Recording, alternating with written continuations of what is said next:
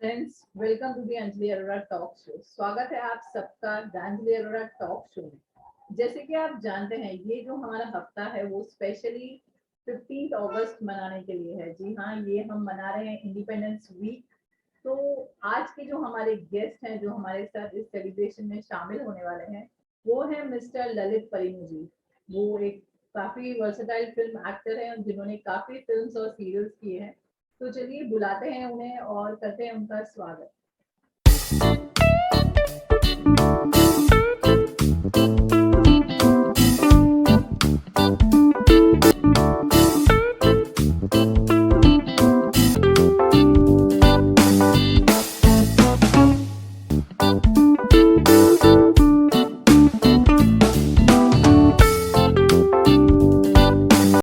आपका बहुत बहुत स्वागत है हमारे शो पर मिस्टर ललित जी। दिल से आपका स्वागत है हमारे शो पर। नमस्कार सर, मैं आपको बताना चाहूंगी कि ये जो हमारा वीक हम स्पेशली सेलिब्रेट कर रहे हैं वो इंडिपेंडेंस स्पेशल वीक है। तो मैं आपसे यही चाहूंगी कि इसी से शुरुआत करते हैं। मैं आपसे चाहूंगी कि आप कुछ भारतवासियों को कुछ कहें। हाँ, ये एक राष्ट्रीय त्योहार है। 15 अगस्त का दिन हम सबके लिए बड़ा महत्वपूर्ण दिन है और इस दिवस के लिए मेरे पास हमेशा दो तरह के विचार रहते हैं, दो धारणाएं हैं। पहली बात तो ये एक फेस्टिवल है जिसको सेलिब्रेट करना चाहिए। हमें गर्व होना चाहिए कि हम एक आजाद देश के आजाद नागरिक हैं। 47 को हम इंडिपेंडेंट हुए और जो फॉरेन स्लेवरी थी उससे हम मुक्त हुए और हर साल इसको मनाते हैं। तो एक राष्ट्रीय प्राइड की बात है ये। हमारा देश भारतवर्ष, इस पर हमें फक्र होना चाहिए और अपने देश से प्रेम का भाव हमारे अंदर रहना चाहिए। और अगर हमारे पास कोई कैपेसिटी है कि हम देश के लिए कुछ कर सकें, इस फीलिंग के साथ हमें कुछ करना चाहिए। चाहे वो गरीबों की मदद हो, चाहे वो आर्ट्स एंड साइंस में या बिजनेस में कोई नई चीज हो, कोई नई बात हो, अपनी तरफ से कोई भी योगदान हो, उसको करने की कोशिश करनी चाहिए। और it's a day of honour and pride for all of us. ये पहली बात हुई। पर दूसरी बात, इस दिन हमें एक और चिंतन करना चाहिए कि हम राजनीतिक दृष्टि से आजाद तो हुए हैं, इसमें कोई शक नहीं, लेकिन किसी भी विचारशील मनुष्य को, किसी भी थिंकिंग माइंड को ये जरूर सोचना चाहिए कि हम आर्थिक दृष्टि से अभी तक आजाद नहीं हुए हैं। तो इकोनॉमिक इंडिपेंडेंस भी एक बहुत बड़ा सब्जेक्ट, बहुत बड़ा चैप्टर और बहुत बड़ी बात है। और इकोनॉमिक इंडिपेंडेंस का मतलब ये है कि उस देश का एक एक व्यक्ति अपनी मिनिमम रिक्वायरमेंट को पूरा करने में सक्षम हो अच्छे से। रोजी रोटी, कपड़ा, शिक्षा और मेडिकल हेल्थ, ये सारी फैसिलिटीज मिनिमम लेवल पे प्रोवाइड हो हर सिटीजन को, तभी हम कहेंगे कि वो आर्थिक दृष्टि से इंडिपेंडेंट है और उसके पास अपनी रोजी रोटी कमाने की ताकत है। इस दृष्टि से देखें तो हम लोग अभी काफी पीछे हैं और हमें इस दिशा में काफी काम करने की जरूरत है। और ये दिन हमें ये याद दिलाए कि हाँ, हमें आने वाला जो टारगेट है राष्ट्र के लेवल पे, जो बड़े नेता, बड़े बिजनेसमैन लोग हैं जो देश को चला रहे हैं, वो इस बात का ख्याल रखें कि हमें अब आर्थिक आजादी की तरफ ख्याल करना चाहिए, आर्थिक आजादी की तरफ हमारे कदम बढ़ने चाहिए। ये इस दिवस पर मेरे विचार हैं और बाकी सबको शुभकामनाएं। इस दिन को अच्छे से मनाएं, खुश रहें, स्वस्थ रहें, मजबूत रहें, अपनी सेहत का ख्याल रखें, मानसिक सेहत का ख्याल रखें, आध्यात्मिक सेहत का ख्याल रखें और इस दिवस का आनंद लें। जी सर, आपने बहुत सही बात की कि इकोनॉमिकली अभी भी हम कहीं ना कहीं लैक कर रहे हैं वर्ल्ड बेस पे। अगर देखा जाए तो ये बहुत जरूरी है कि हर किसी का कंट्रीब्यूशन इसमें हो। के होता ना कि हम लोग बोलते तो हैं कि वी आर इंडियंस, हम ये डे मना लेते हैं, मगर कहीं ना कहीं हम अपना कंट्रीब्यूशन छोड़ देते हैं कि कहीं ना कहीं पे हम लैक कर जाते हैं। जी जी। तो सर, मैं ये आपकी जो विशेष हैं, हम थैंक यू सो मच इसके लिए और आपने बहुत ही अच्छा अपना पॉइंट ऑफ व्यू दिया। तो सर, मैं आपसे पूछना चाहूंगी कि आपके हिसाब से जो हमारे शो की जो टैग लाइन है, it is about unfolding a passion journey. तो आपके हिसाब से आप क्या कहेंगे, what is passion according to you? Passion एक बड़ा ही गूढ़ शब्द है और इसका इस्तेमाल भी अलग तरीके से हो रहा है। जी। पैशन असल में अगर आप डिक्शनरी मीनिंग देखें तो passion is generally connected with साहित्य में पैशन का इस्तेमाल होता था पहले, और वो मैन वुमन के लॉन्गिंग से ही कनेक्टेड रहा है। बिकॉज इतिहास ने ये देखा कि मैन और वुमन के बीच जो लॉन्गिंग है वो बहुत ही पैशनेट एनर्जी क्रिएट करती है। तो इनिशियली जब पैशन शब्द का इस्तेमाल होता था तो generally it is for a hero, that a hero और अ मैन, नॉवेल्स में यूज होता था that person was very passionate about this girl। But धीरे धीरे इस शब्द का विकास होता गया और इस शब्द का इस्तेमाल जीवन के जो दूसरे डायमेंशंस हैं उस पर भी होता गया। So then people started writing about the word passion in such a way that you are passionate about nationalism, you're passionate about your country, you're passionate so far as the field of arts is concerned, you're passionate about arts, you're passionate about sports, you're passionate about certain hobbies and certain other skills like mountaineering, like music, dance, etc., etc. So इससे हम ये अर्थ निकालते हैं कि passion का मतलब है कि एक गहन आकर्षण किसी सब्जेक्ट के लिए, व्यक्ति के लिए, स्किल के लिए, कला के लिए, और उस आकर्षण के वशीभूत उसमें जो जो करने की चीज है, उस इच्छा को जो पूरी करने की चेष्टा है, उसमें संलग्न होना, चेष्टारत होना। ये दो चीजें होती है कि डिजायर और फिर उस डिजायर को फुलफिल करने के लिए एफर्ट। ऐसे दो शब्द हैं, इच्छा और ऐषणा। इच्छाएं तो होती है सब में, लेकिन जब उस इच्छा को पूरी करने के लिए आप वो ऐषणा का जो पार्ट है, इट्स कॉल्ड एज एफर्ट, आप एफर्ट करते हैं, देन दैट बिकम्स पैशन। अब ये जो पैशन है इसके डेप्थ में अगर हम जाएं तो हम देखेंगे कि रोजमर्रा का जो काम है that cannot be passionate. One cannot be passionate about a daily grind of work. It's very difficult. रोज आपको खाना बनाना है, you cannot be passionate about cooking daily. रोज आपको दफ्तर में काम करना है, you cannot be passionate about work daily, but still one can try to build enthusiasm and excitement or love for that work, but it's very difficult. So that is why passion is applied to certain skills which are being practiced off and on. You must have a gap and then you must become active. That is how passion gets developed. Passion में जरूरी ये है कि आप उसको करें, फिर थोड़ा सा ब्रेक दें, फिर दोबारा नई एनर्जी से करें। जो आपने एक्सपीरियंस गेन किया है, उसमें जो आपने गलतियां की हैं, उस गलतियों को सुधारते हुए नई शक्ति के साथ आप फिर से उस कार्य को करें, तो वो पैशन कहलाता है। तो इस दृष्टि से मैं कहूंगा कि अगर आदमी जिंदगी को ही पैशन की नजर से देखे, जिंदगी से पैशनेट हो, तो वो सही अर्थ में या बहुत डेप्थ में पैशन के प्रति एक प्रकार का न्याय या एक प्रकार का जस्टिस तभी हो। One should live life passionately, लेकिन उसमें भी लाइफ लिविंग में भी there are moments of dullness. You cannot avoid the dullness period. You cannot avoid the stagnation. You cannot avoid the moments of pause. और उस pause के बाद ही फिर स्पीड पकड़ती है। तो कभी स्पीड है, कभी पॉज है, तो इस तरह से मूवमेंट चलती रहती है। आप इसको जीवन के प्रति अप्लाई कर सकते हैं या किसी पर्टिकुलर स्किल के प्रति अप्लाई कर सकते हैं। मेरी नजर में पैशन इस तरह से समझा जाए।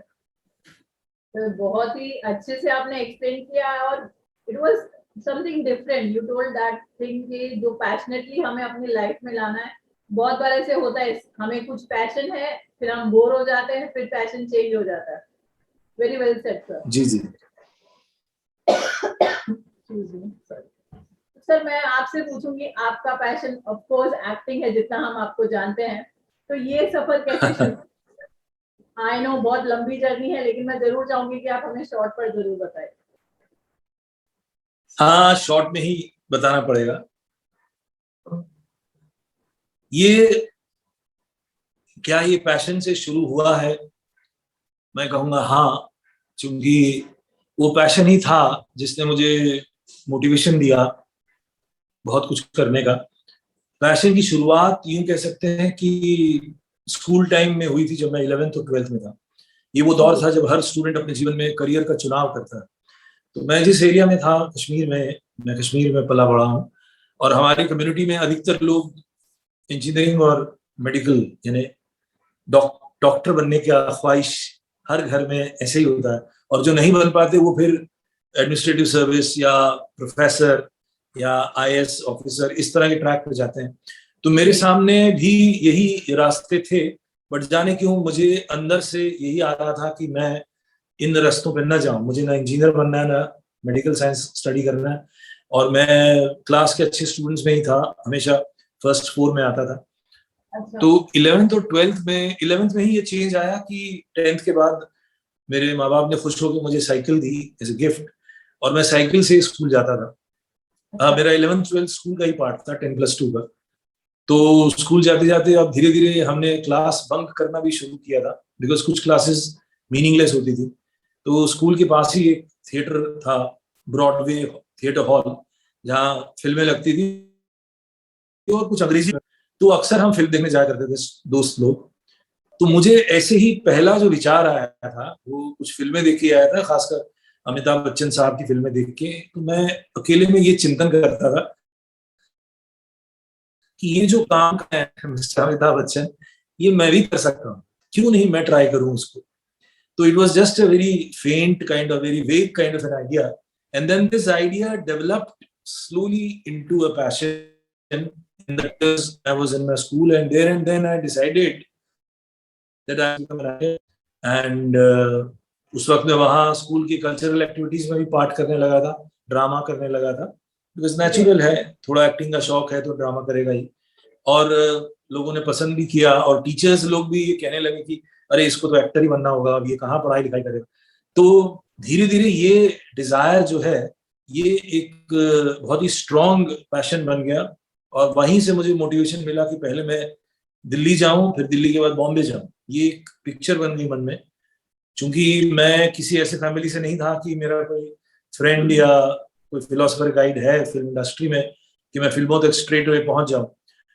और मैगजीन्स और इधर उधर के जो पीरियोडिकल्स आते थे उससे कुछ स्टेज से आए हुए एक्टर्स का जिक्र होता था, जैसे नसीरुद्दीन शाह साहब हैं, अनुपम खेर हैं, पंकज कपूर, इन सबका कहीं ना कहीं कुछ मेंशन, ओमपुरी है, इनका मेंशन होता था। इवन जो वेस्ट के एक्टर्स हैं उनके भी थिएटर ट्रेनिंग के बारे में जिक्र होता था।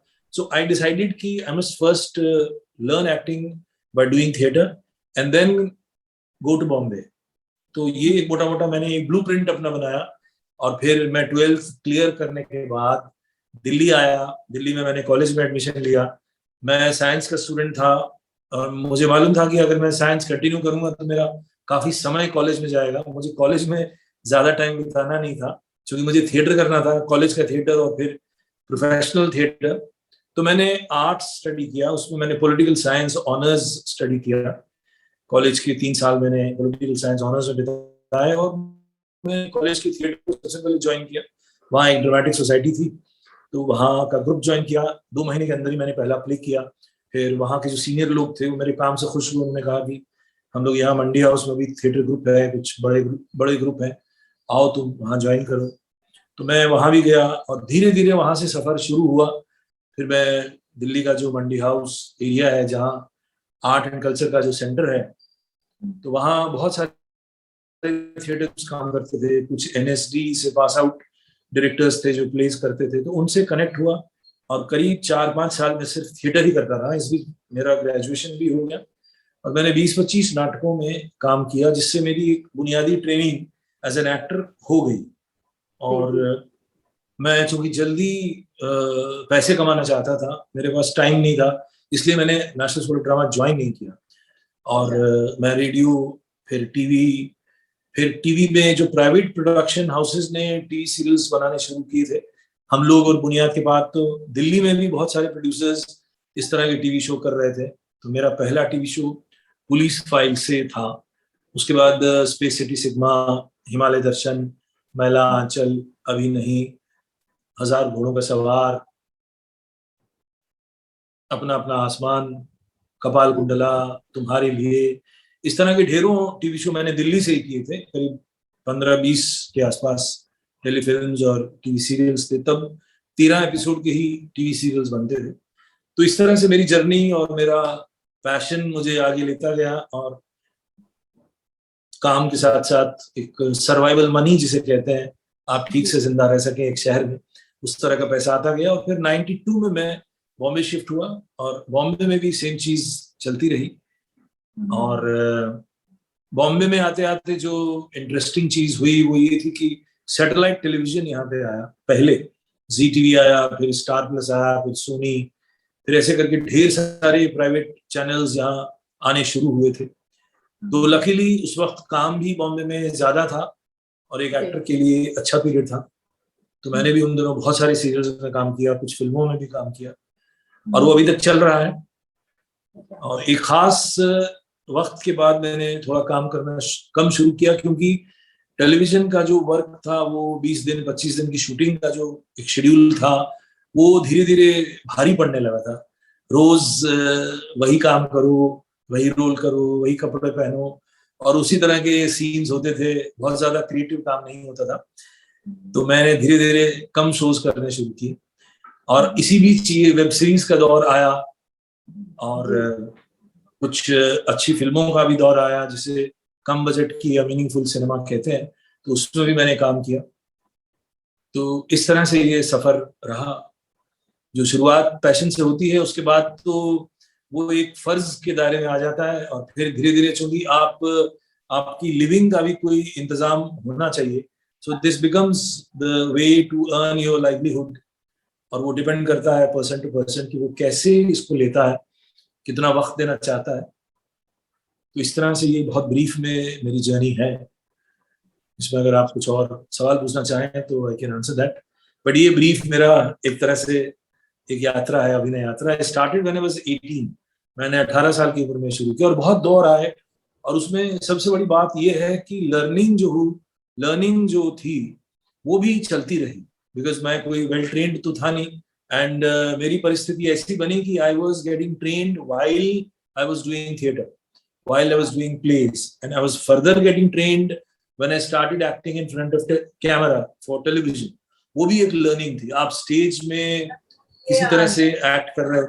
हाँ, सवाल इसी से रिलेटेड था कि जैसे होता है कि it is always a first time, और थिएटर्स करना मतलब होता है ना इतने क्राउड के सामने एक्ट करना। तो जब आप फर्स्ट टाइम जब थिएटर पे चढ़े थे, मतलब जब आप स्टेज पर खड़े थे, तो how was your like the nervousness और हाउ वाज द इमोशन? हाँ, फर्स्ट टाइम चढ़े थे तो डेफिनेटली था ही। वो पहले रहता है nervousness and little stage fright जो है, वो शुरू में रहता ही है ड्यूरिंग रिहर्सल्स। तो and when the date and the day of show comes nearer and nearer, तब तो वो रहता ही है। But once, I mean even in my first show, once I entered the stage, I started my first line, then that stage fright and nervousness went away. It is a very interesting journey for an actor, because अगर आप audience के मौजूदगी से घबरा जाते हैं तो फिर आप घबराहट में काम भी नहीं कर पाते। लेकिन वो घबराहट जरूरी है, और उस घबराहट के विरुद्ध, उसके अगेंस्ट आप एनर्जी लेके जब आप स्टेज पे उतरते हैं और फिर अपने किरदार में घुस जाते हैं, और सामने वाले एक्टर के साथ आपका इंटरेक्शन है, एक्शन रिएक्शन है, आपका मूवमेंट है, आपको लाइट लेनी है, आपको एंट्री लेनी है, एग्जिट लेनी है, राइट टाइम पे आना है, राइट टाइम पे जाना है, बहुत सारी चीजें हैं। तो फिर पूरी तरह से आदमी उसी में फोकस्ड हो जाता है, और तब ये ख्याल हट जाता है कि यहाँ पे ऑडियंस है, ऑडियंस देख रही। चूंकि ऑडियंस तो अंधेरे में है, तो आदमी को बहुत अच्छा ये ट्रेनिंग प्रोसेस हो जाता है कि ही बिकम्स वेरी मच फोकस्ड। वो पूरी तरह से तन्मय हो जाता है, अपने काम में लीन हो जाता है, उसे ख्याल भी नहीं रहता कि ऑडियंस देख रही। बस यही अपनी जो रिहर्सल्स है, रिहर्सल्स में जो मूवमेंट ली है, लेफ्ट से राइट जाना है, या जैसे मैंने बताया लाइट में आना है, उसका एक बैक ऑफ द माइंड में एक प्रेशर बोले या ख्याल बोले, वो मन में रहता है, तो उसी को फॉलो करते रहना पड़ता है।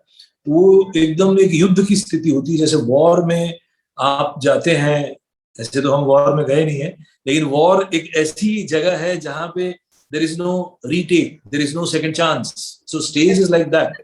You are in a war. आपकी गलती से पूरा प्ले नुकसान हो सकता है। जैसे एक सोल्जर की गलती से पूरी टीम का नुकसान हो सकता है। तो यहाँ भी स्टेज पे वही ख्याल रखना पड़ता है कि आपकी एक छोटी सी गलती आपके पूरे प्ले को बिगाड़ सकती है। तो वो प्रेशर बोलो और वो कंसंट्रेशन बोलो, उस तरह से काम करना फिर सीखता है आदमी। और कई बार गलतियां होती है, कई बार आपकी एंट्री 2 मिनट लेट हो गई, या कोई प्रॉपर्टी भूल गया एक्टर, आपको यहाँ पे मेज उठा के रखना था या साथ में डायरी लेके आना था, वो भूल गए आप, कुछ खाने का कोई सामान लाना था भूल गए आप, फिर आप कैसे उसको मैनेज करते हैं चलते शो में, that is what one learns. तो स्टेज एक बहुत बड़ी लर्निंग है, और मेरे विचार से जो भी एक्टर की ट्रेनिंग से गुजरना चाहता है, एक्टर बनना चाहता है प्रोफेशनल, उसको 2-3 साल तो स्टेज करना ही चाहिए। सर आपके साथ कभी ऐसा हुआ है कुछ एक किस्सा जिसमें स्टेज पर ही कुछ ऐसा हो गया जो आपको संभालना पड़ गया? हाँ, ऐसे तो बहुत सारे किस्से हुए, बट वैसे बताऊं, मुझसे गलती नहीं हुई, सामने वाले से गलती हुई। गलतियां अक्सर होती थी, मतलब मैं अपनी तरफ से यही कहूंगा कि I was quite disciplined and I never forgot anything, something like a property which one uses. जैसे एक प्ले था, उसमें मेरे साथ जो एक एक्ट्रेस काम कर रही थी, ये प्ले का नाम मोलियर का एक प्ले था, तारतूफ नाम से। तो the actress who was doing that scene with me, जिसके बहुत सारी सीन थे मेरे साथ, वो बहुत नर्वस और बहुत घबराई हुई थी, पसीने छूट रहे थे, और चलते सीन में the moment she came on the stage she was like ज़ैप्ड।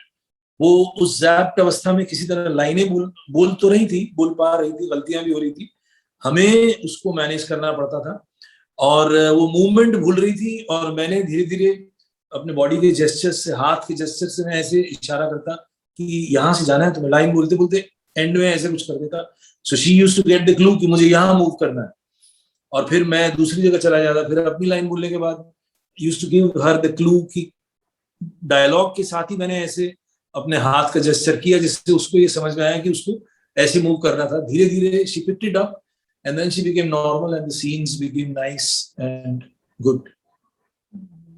ऐसा हुआ एक प्ले में, तो मैं उसका हिस्सा तो था, लेकिन तब मेरी एंट्री नहीं हुई थी स्टेज पे, मैं अपना विंग्स में ही मेकअप कर रहा था, और एक बड़ा प्ले था, 2.5-3 घंटे का प्ले था, श्री श्री गणेश महिमा, और एक मेजर एक्टर वो लाइन भूल गया और एक लंबा पॉज आया। अच्छा। अभी लोगों को समझ नहीं आ रहा था ये पॉज क्यों है, क्या उसने अपनी एक्टिंग में वो पॉज दिया, लेकिन पॉज जब करीब करीब 1-1.25 मिनट का हुआ, तो मैं विंग्स पे बैठा मेकअप कर रहा था, मैंने रियलाइज किया कि ये लगता है भूल गया है। और उसके बाद जो उसका को एक्टर था, उसने कुछ लाइन ऐसी बोली जो कनेक्टेड ही नहीं थी, जो डिस्कनेक्टेड लाइन थी, बस कुछ संभालने के लिए उसने बोला। लेकिन ये जो दूसरा एक्टर था, जो लाइनें बोलने की वजह से, जिसकी वजह से सीन आगे नहीं बढ़ पा रहा, तो लास्ट मिनट में मेरा दिमाग काम किया, मैं फौरन विंग्स से अंदर गया मेकअप रूम में, वहां से मैंने स्क्रिप्ट उठाई और इसको क्लू देना शुरू किया, और उसने पिकअप किया और उसको याद आ गई फिर सारी लाइनें।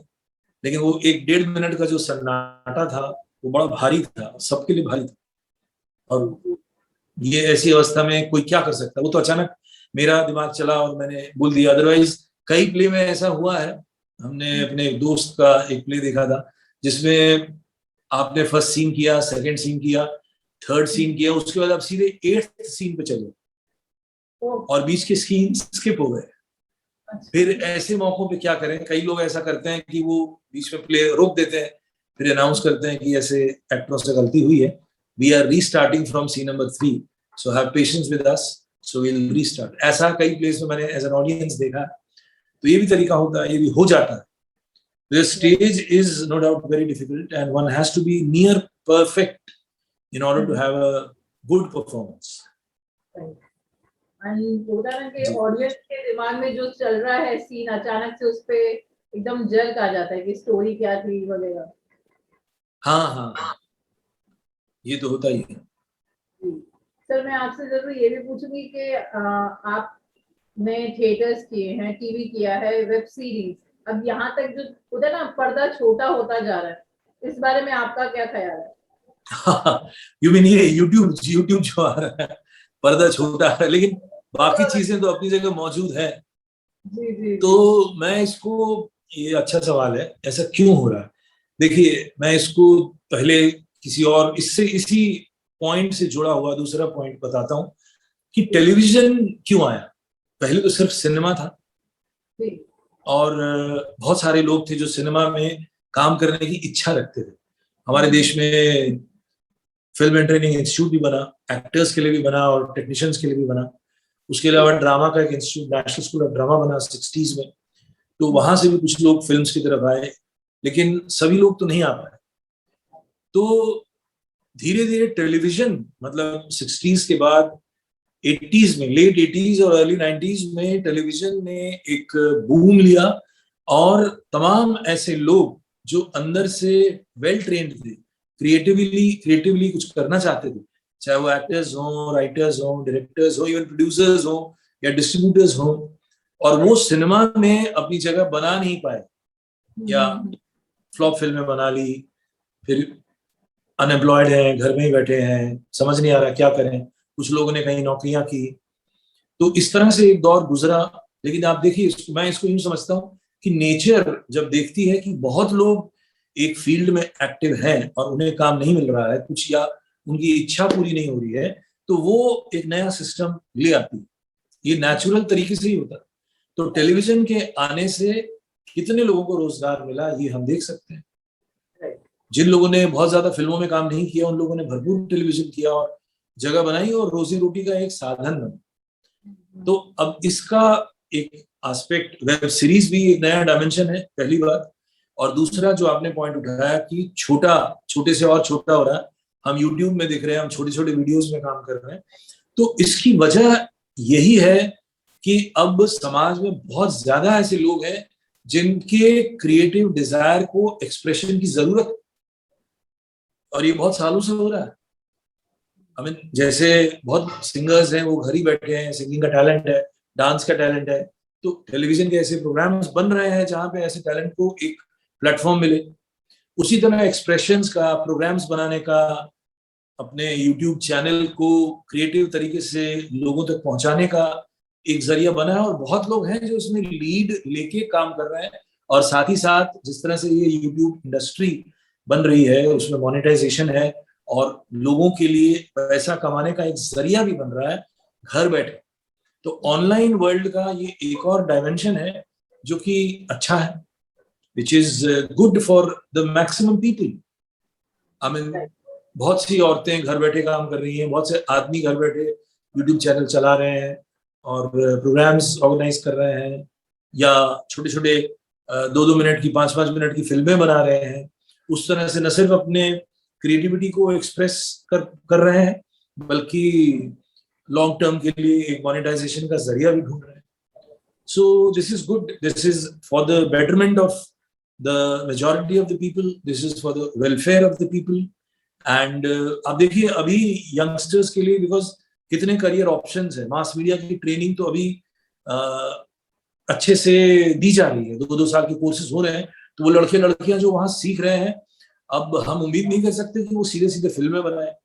It is not possible for them. जो मास मीडिया से ट्रेन होके आया है, वो शुरू में यूट्यूब पर ही कुछ काम करेगा। He has learn how to shoot, how to edit, how to put music, background music and all that.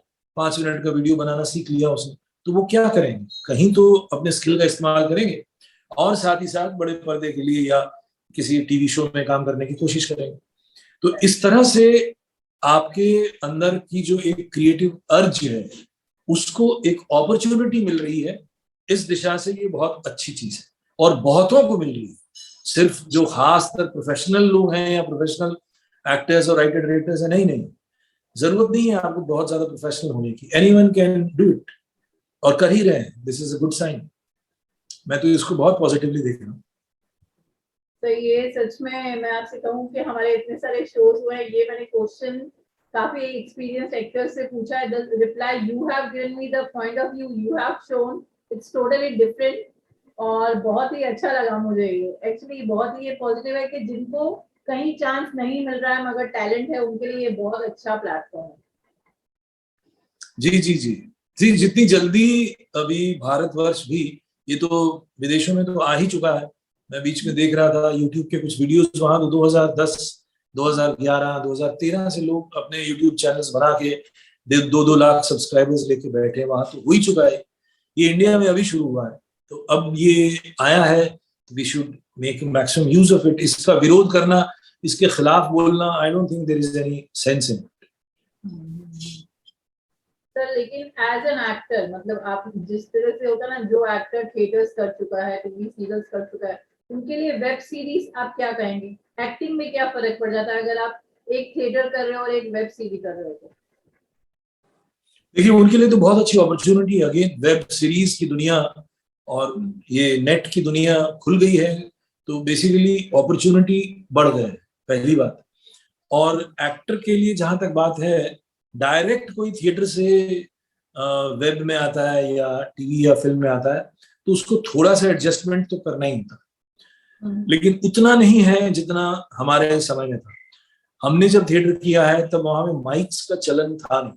आजकल थिएटर में माइक्स का चलन होता है, और आजकल थिएटर भी इंटीमेट थिएटर ज्यादा हो गया है, बिकॉज ऑडियंस की कमी है। आप वो हजार थिएटर वाले ऑडिटोरियम में परफॉर्म करते हैं, तो अगर वहां मुश्किल से 100 लोग आते हैं तो वो तो एकदम खाली सा लगता है। लेकिन अगर किसी इंटीमेट थिएटर में परफॉर्म करते हैं जिसकी कैपेसिटी ही 70-80 है, और वहां पे 70-80 की ऑडियंस आती है, तो आपको अच्छा लगता है। और चूंकि अब वो वैसे थिएटर रही नहीं कि जहां आपको बहुत लाउड परफॉर्म करना पड़ता है थिएटर के दृष्टि से, तो इसलिए थिएटर ट्रेनिंग में भी अभी जो चेंज आया है एक्टरों के लिए, वो यही है कि रियलिस्टिक और नेचुरलिस्टिक परफॉर्म करें, जिसमें आपकी आवाज और आपके जेस्चर्स और आपके इमोशंस लाउड नहीं। पहला जो थिएटर था, और खासकर वो लोग जो थिएटर के अलग अलग स्कूल्स में काम करते थे, खासकर Shakespearean theatre, Greek theatre, Sanskrit drama, Parsi theatre, इन सब से गुजरता है एक एक्टर जो खासकर अगर नेशनल स्कूल ऑफ ड्रामा में ट्रेन हो रहा है, या हमारे जैसे लोग जिन्होंने काफी समय थिएटर में बिताया और कॉन्शियसली अलग अलग डायरेक्टर से कुछ कुछ सीखा। तो अब उसका यूज इधर आप जब कैमरे के सामने एक्ट करते हैं तो वो बहुत कम हो जाता है। अदरवाइज थिएटर अपने आप में इतना बड़ा है, इतना विशाल है, तरह तरह के ट्रेनिंग स्कूल्स है, तरह तरह की स्टाइल्स ऑफ एक्टिंग है, और अगर उसको सीखने में ही अपनी अभी समय गुजारे तो मेरे ख्याल से कम 5 से 10 साल तो लगते ही हैं सीखने के लिए। लेकिन अब चूंकि मार्केट की डिमांड वैसी नहीं है, तो इसलिए वैसा थिएटर हो भी नहीं रहा है, बहुत कम हो रहा है। तो जहां तक एडजस्टमेंट की बात है, 2 ही लेवल पे एडजस्टमेंट है। पहला है कि जो लाउडनेस थिएटर में जरूरत होती है वो कैमरे के सामने नहीं होती, ये चीज। दूसरी जो कैमरे के सामने एडजस्टमेंट की जरूरत है वो ये है, थिएटर में हम एकदम सिलसिलेवार तरीके से नाटक करते हैं कि वो शुरू होता है और अंत में खत्म होता है, एक ऑर्डर्ड वे में चलता है, सीन नंबर 1 से लेके सीन नंबर 10 तक। अगर 10 सीन है, 12 सीन है, तो एक्टर भी उस तरह से अपने विंग्स में प्रिपेयर्ड रहता है, एक कहानी के साथ चलता है, और उसकी एक जर्नी होती है, वो एक परफॉर्मेंस के साथ पूरी यात्रा करता है कहानी की, जब जब जैसे जैसे उसकी जरूरत आती है कहानी में। लेकिन यहाँ जो टीवी या सिनेमा या इवन वेब सीरीज में जो टेक्निक है, वो टुकड़ों में शूट करने की टेक्निक होती है, और कहीं से भी कुछ भी शूटिंग शुरू कर सकता है डायरेक्टर, क्योंकि उसके ऊपर दूसरे प्रेशर्स हैं। कभी लोकेशन की दिक्कत होती है, कभी चैनल का प्रेशर होता है, कभी एक्टर्स की अवेलेबिलिटी का प्रेशर होता है। तो इस तरह से कहानी में जो सीन है, हो सकता है वो 25वां सीन हो, लेकिन वो पहले दिन शूट हो रहा है, तो 25वें दिन की जो जर्नी है उस कहानी में, वो एक्टर को मेंटली पहले से ही तैयार करना होगा। तो इसलिए उसकी मेंटल ट्रेनिंग या इमेजिनेशन की ट्रेनिंग ज्यादा चाहिए होती है। कई बार तो क्लाइमैक्स का ही सीन बहुत डायरेक्टर्स फिल्म में पहले ही शूट करते हैं, तो क्लाइमैक्स तक वो कैसा बिहेव करेगा, उसका एटीट्यूड कैसा होगा, उसका इमोशनल ग्राफ कैसा होगा, ये सब चीजें उसको ख्याल में पहले से तैयार करना पड़ेगा एक्टर को। ये एक चेंज आ जाता है। और उसके अलावा भी छोटी छोटी चेंजेस हैं कि जैसे एक सीन पूरा एक दिन में नहीं हुआ, आधे दिन में ही हुआ, फिर वो सीन लोकेशन अवेलेबल नहीं है, फिर वो 10 दिन बाद उसी लोकेशन पे शूट हो रहा है, तो एक्टर को अपनी इमोशनल एक्टिंग की कंटिन्यूटी याद रखनी है, अपने बॉडी लैंग्वेजेस की कंटिन्यूटी याद रखनी है, और वापस उसको उस तरह से 10 दिन बाद जब शूट करना पड़ता है, तब उसको वापस वो अपने अंदर रिकैप करना पड़ता है, तब वो परफॉर्म करता है। तो ये बहुत टेक्निकल चीजें हैं जो जिससे एडजस्ट करना पड़ता है एक एक्टर। जी, सही है सर, सही सर, बहुत ही अच्छी बात आपने कही कि हाँ ये बहुत सारे एडजस्टमेंट्स हो जाते हैं, लेकिन थिएटर होते ही जैसे ही कहानी खत्म हुई तालियों से हमें पता चल जाता है कि कैसा रहा, और वेब सीरीज जब रिलीज होगी ऑडियंस का कैसा रिस्पॉन्स है वो हमें पता चलता है। तो सर मैं आपसे जरूर कहूंगी कि जैसे आप एक्टिंग सिखाते भी हैं, तो उस हिसाब से आप हमारे जो व्यूअर्स हैं, काफी एस्पायरिंग एक्टर्स होते हैं जो हमारे शोज देखते हैं, बिकॉज उन्हें पता है कि बहुत सारी एक्टिंग टिप्स मिलेगी, तो आप क्या कहना चाहेंगे एज अ टीचर कि उन्हें क्या फॉलो करना उन लोगों को जो सीख चुके हैं या उन लोगों को जो अभी सीखना चाहते चाहिए, those who want to come, जो एक्टर्स बनना चाहते हैं? हाँ, तो उनसे मैं यही कहूंगा कि आइए मुझसे संपर्क कीजिए और एक्टिंग सीखिए। और एक दो बातें तो as a guide, as a senior person, as a teacher यही कहना चाहूंगा कि without getting trained do not enter into this field first. Just because even if you have somebody at your home, कोई चाचा, कोई मामा या कोई आपका पड़ोसी ही कोई प्रोड्यूसर है, तो भी मत आइए। See, it is a craft, it is a subject which needs to be learned like any other subject, like any other art form also, even music, dance, painting, sculpture, poetry writing, short story writing, yeah, direction, camera work, art direction, editing. All these things require training. Either one learns it from institutes or one takes the guardianship of a senior person. That is the only way. These are the two ways. बहुत पहले तो यही तरीका था कि किसी senior के, किसी उस्ताद के या जो ऑलरेडी प्रोफेशनल है उसकी छत्र छाया में आ जाओ और वो धीरे धीरे आपको गाइड करता जाएगा। लेकिन अब 1960s 50s से तो इंस्टीट्यूट्स बन रहे हैं हिंदुस्तान में, तो ढेरों इंस्टीट्यूट है, ट्रेनिंग सेंटर्स तो बहुत है। So one has to go through those training centers and train yourself.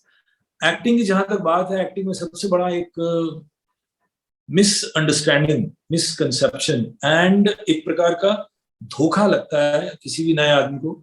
उसको लगता है कि ये जो सिनेमा पे कर रहा है या वेब सीरीज में कर रहा है ये इतना आसान काम है।